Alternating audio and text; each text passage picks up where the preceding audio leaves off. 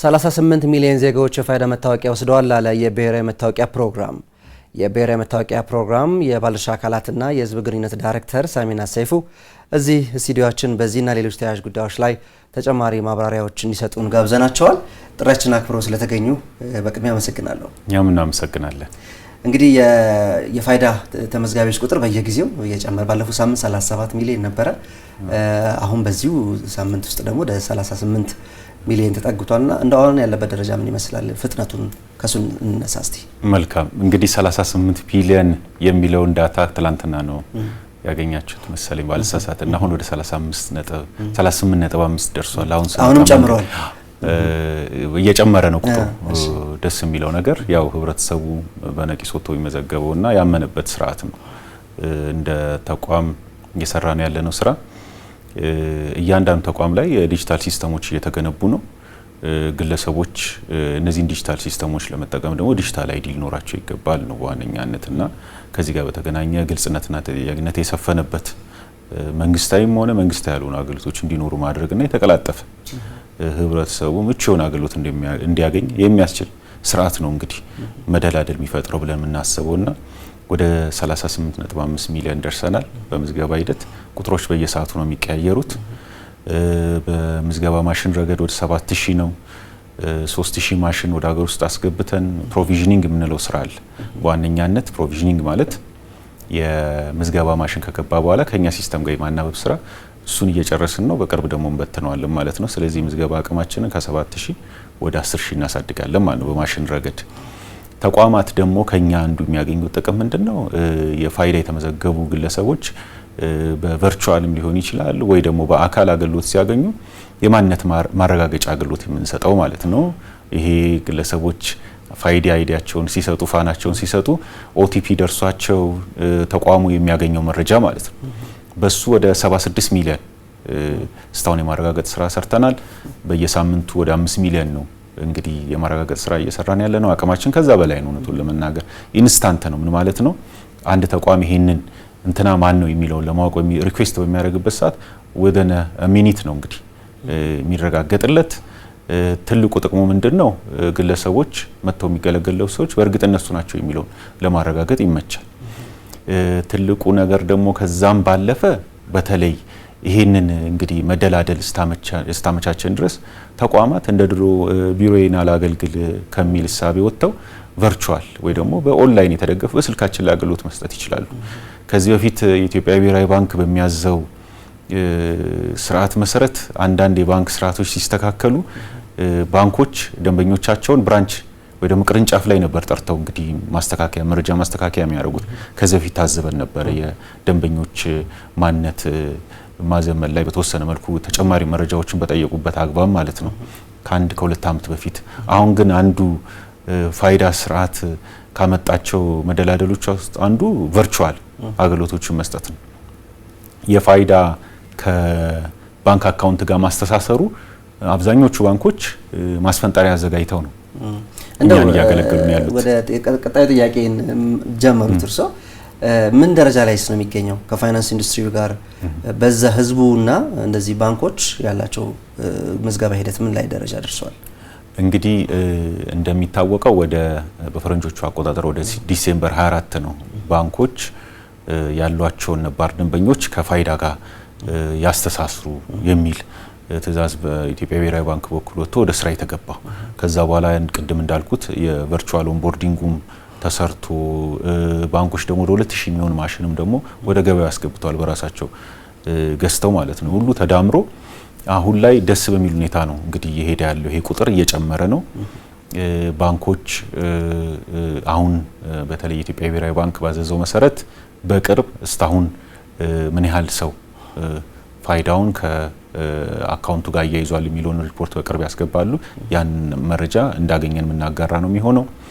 በየሳምንቱ ደግሞ ምን ያህል እንደሚያስገቡ ካሁን በኋላ ባለው አጭር ጊዜ ውስጥ እየተከታተሉ ሪፖርት እንዲያደርጉ የሚያስችል ስርዓት ዘርግተናል ማለት ነው ከኢትዮጵያ ብሔራዊ ባንክ ጋር በመተባበር። በእኛ በኩል ህዳር 30 ነው መጋቢት 30 ነው ያስቀመጥ ነው ይቅርታ። እና መጋቢት 30 ላይ ይሳካል ብለን የምናስብበት ትልቁ ነገር አንደኛ ነገር የተመዝጋቢው ቁጥር መብዛት ነው። ሁለተኛ ደግሞ የመዝገቢያ ማሽኖች በመላው ሀገሪቱ ተበትነው መኖራቸው ነው። ከዛም ባለፈ ደግሞ ባንኮች እንደ ድሮ ቅርንጫፍ ላይ ተሰልፋችሁ ይህን አገልግሎት እንስጣችሁ ከሚል እሳቤ ወጥተው በማስፈንጠሪያ አገልግሎታቸውን ማስቀመጣቸው ደግሞ ደንበኞች የትም ሳይሄዱ ሳይጉላሉ አገልግሎቱን እጃቸው ላይ መስራት የሚችሉት ከመሆኑ አንፃር ጊዜውን በቂ ነው ብለን ነው የምናስበውና ከዚህ በኋላ ባለው አካሄድ ግን የኢትዮጵያ ብሔራዊ ባንክ በሚያወጣው አቅጣጫ መሰረት ምንመራ ነው የሚሆነው ማለት ነው። እንደው ከተደራሽነት አንፃርስ አቶ ሳሚናስ ወደ ገጠር አካባቢዎች ላይ በደንብ ከመድረስ አንፃር እየሄዳችሁበት ያለውን ሂደት እናንሳ።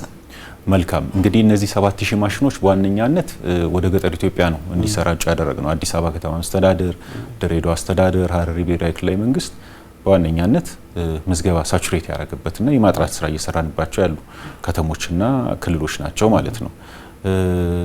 ትልልቅ ከተማ ምንላቸው እንደ አዳማ ኦር ደግሞ ባህር ዳር የመሳሰሉትም ወደዛው መስመር እየገቡ ነው። ያ ማለት አሁን ላይ ካለው ገጠር ላይ ከተመደቡ ማሽን በላይ ደግሞ ከነዚህ ወጥተው ወደዛ እየተመደቡ ያሉ ማሽኖች አሉ ማለት ነው። ከዚህ ጋር በተገናኘ በዋነኛነት የገጠሩ ማህበረሰብ ለማገልገል ገጠሩ ላይ የሚሰጡ አገልግሎቶችን ከፋይዳ ጋር የማቀናጀት ስራና የማዘመን ስራዎችን በተለይ ከግብርና ሚኒስቴር ጋር በቅንጅት እየሰራን ነው። የግብርና ሚኒስቴር በዚህ አመት ወደ 14 ሚሊዮን የሚጠጋ አርሶ አደርና አርብቶ አደር ለመዝገብ ቃል ገብቶ ወደ ስራ ገብቷል። በዚህ አግባብ ውስጥ በተለይ የግብርና ምርቶች ስርጭት ጋር በተገናኘ የገጠር መሬት ካርታን እና የመሳሰሉትን ከጀርባቸው ማን ነው ያለው ግለሰብ ሪሊ የሚለውን ከማወቅ አንፃር ስራዎች እየተሰሩ ነው፣ እያዘመነ ነው ማለት ነው።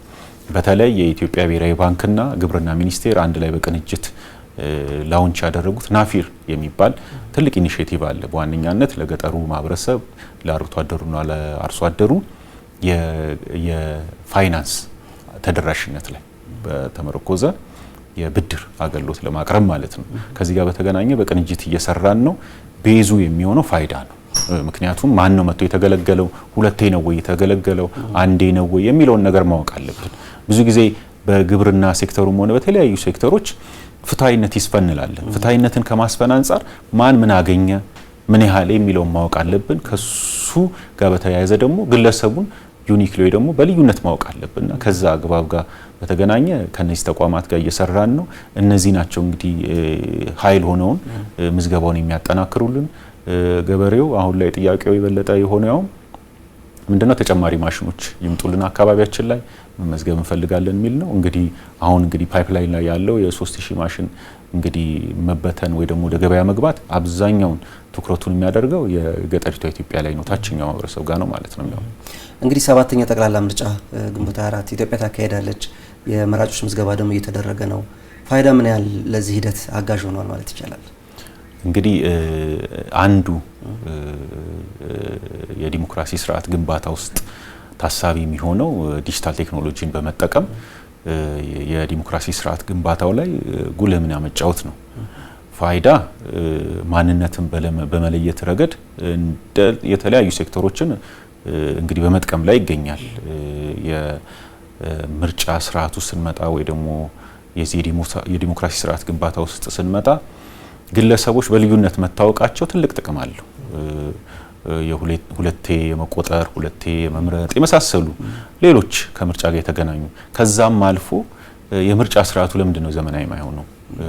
ለምንድን ነው ሁሌ ተሰልፈን የምርጫ ካርድ የምንወስደው አይደለ? ከተቻለ ሌሎች ሀገሮች ላይም ተሞክሮ የተሰራ ነው። ስለዚህ ደንበኞቻችንን በልዩነት ማወቅ እስከቻልን ድረስ ባሉበት ሆነው መመዝገብ ቢችሉስ፣ ከስራ ሳይቀሩ ወይ ደግሞ ሰልፍ ሳይኖር ምቹ የሆነ ስርዓት መፍጠር ነው። ከዚህ አግባብ ጋር በተገናኘ በተለይ ከኢትዮጵያ ብሔራዊ ምርጫ ቦርድ ጋር በቅንጅት እየሰራን ነው። በዚህ አግባብ ውስጥ ያው እነሱ የመረጧቸው የምርጫ ጣቢያዎች ላይ የፋይዳ ትግበራ አለ ማለት ነው። ፋይዳ ሁሉም ላይ አስገዳጅ ነው ማለት አይደለም፣ ግን ቨርቹዋሊ ገብተው ምዝገባ የምርጫ ካርድ የሚወስዱ እና የተፈቀደላቸው የምርጫ ጣቢያዎች ላይ የፋይዳ ትግበራ አለ። ያንን ተጠቅመው በተለይ ደንበኛው ወይ ደግሞ መራጩ ህብረተሰብ በልዩነት እንዲታወቅ ድግግሞሽ እንዳይኖር የበለጠ ደግሞ ከዛም አልፎ ምቾት ያለው የምርጫ ስርዓት ኮንቪኒየንት የሆነ የምርጫ ስርዓት እንዲኖር ሴኩር የሆነ የምርጫ ስርዓት እንዲኖር አስተማማኝ የሆነ የምርጫ ስርዓት እንዲኖር መደላደሉ ፈጥሯል። አፍተር ኦል የፋይዳ ትልቁ ፓወሩ ምንድነው? ባዮሜትሪክሱ ነው።